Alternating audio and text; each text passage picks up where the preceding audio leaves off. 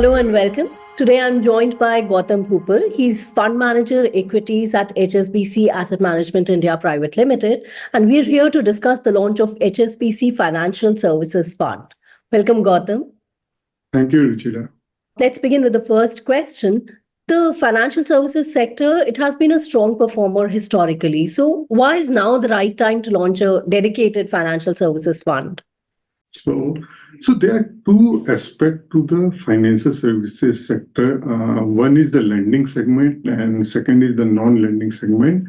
And dynamics are slightly different for these two segments. So let me address this question from these two segment point of view. So if you look at the lending segment, which is basically banks and NBFCs, they have been doing reasonably well over, say, last 3-4 years. And there has been significant improvement in their asset quality with steady reduction in NPA and slippages. And this has also led to gradual increase in their ROAs. Also, at this point of time, they are sitting on a strong capital adequacy ratio, which indicates that they can fund their growth for next 2-3 years without needing any additional equity. So at this point of time, their overall health is very good. And when it comes to valuation, they are trading at one standard deviation below their 10-year average valuation. So this makes this lending segment very attractive from risk-reward perspective. Coming to the non-lending segment, we have seen a significant growth in the non-lending segment, and on back of that, some of the stocks have also done very well in last say 2-3 years.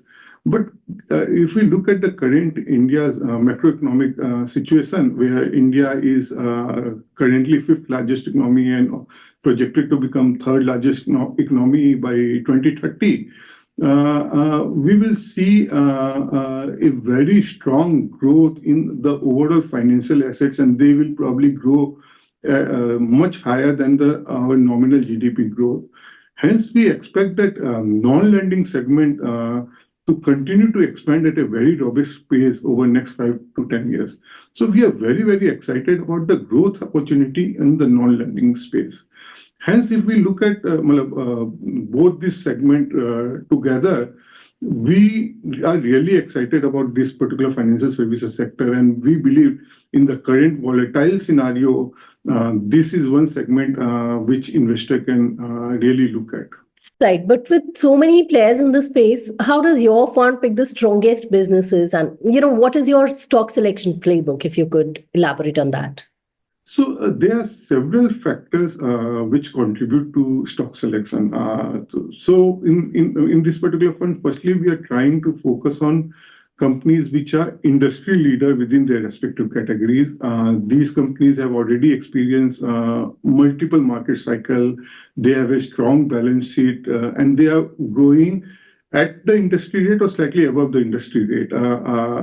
So these companies provide a steady growth and stability under various market conditions. So we want to have certain part of our portfolio in these kind of companies. Then we are also looking at companies which are relatively small, but they are challenging the leaders in their respective category. And by virtue of that, they are capturing market share because of their robust execution capabilities. And hence, they are growing at a much faster rate than the industry average. So some of these also provide a good opportunity for us, and we are trying to have certain weightages in these kind of companies also. So these were the two criteria from the business perspective. Then there are several other factors which also goes into stock selection. So we look at the quality of business, quality of management. We also consider the current market condition and also factors like how is the competitive intensity in the respective segment. So there are so many such factors which goes into stock selection. And also we are very, very cognizant of valuation which the company trades at, and is there any possibility of earnings upgrade or downgrades. So these also becomes a very, very important factor. And last but not the least, we also consider ESG parameters and how has been company doing on ESG parameters in the past, and that also become part of our framework. So these are some of the factors which are something which we consider in stock selection. Gautam, in the US, rising financial asset ownership created a long-term wealth effect. So, what lessons can India take from this, and how does your fund align with this transformation? Yes, so you are right that in the US, we have seen that financial asset has grown at 1.5x of the nominal GDP growth over last, say, 20-30 years. So financial assets has grown at a much faster rate than the overall economic growth. And also, if we look at the within the financial assets, the equities and mutual fund share has increased from say around 8.5% to 25% in 30 odd years. So there has been a substantial growth in the financial assets, and within the financial assets, the share of equities and mutual fund has increased very substantially. And this is something which we have seen at an overall country level in United States, and we have also seen this across various income group. And if we look at the top 10% of the household by wealth, equities and mutual fund has become the dominant asset class in their household assets.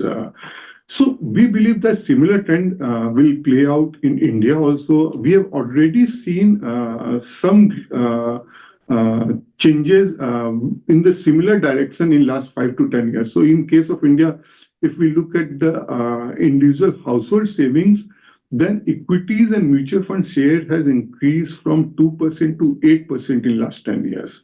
So there has been a substantial shift which has already happened in the similar fashion. But we believe that in case of India, there is a long runway of growth. And hence, we, in our fund at least, we will like to have a significant weight in companies where we can capitalize on this long-term wealth effect. All right.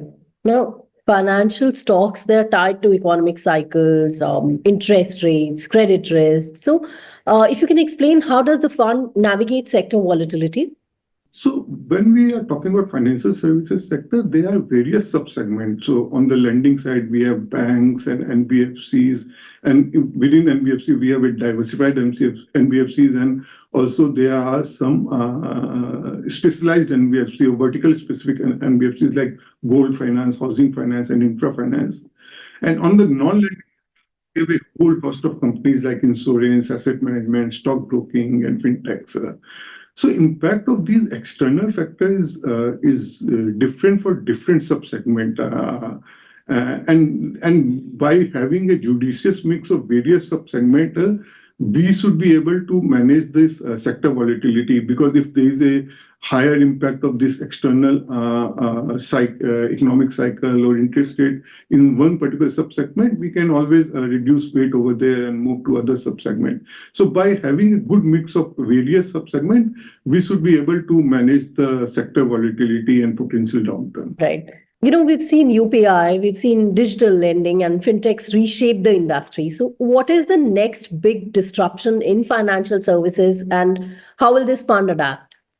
So there are two aspects to this. One is if you look at the government. So government has been doing phenomenally well in terms of creating the backbone for the financial services sector in terms of bringing out this infrastructure like Aadhaar, UPI, eKYC, etc. But they are still currently continue to work on some of these areas. So currently they are working on Bima Sugam, or they are also trying to create a national health tech, which may bring some changes to the insurance industry. They are also working on open credit enabling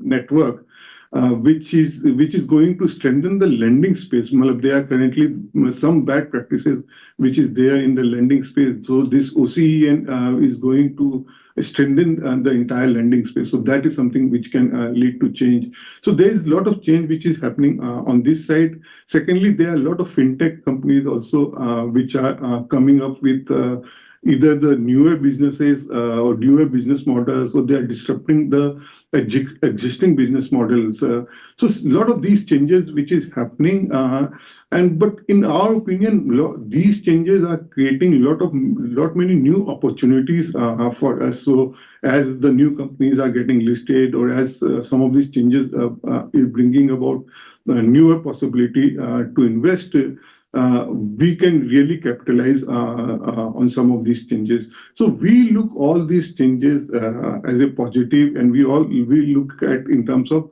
that these changes really create a new opportunity where we can capitalize on that. Right now, Gautam, one last question before we wrap up, and one question that every investor wants answers to. So, is this fund better suited for aggressive investors, or can it be a core holding for long-term wealth creation?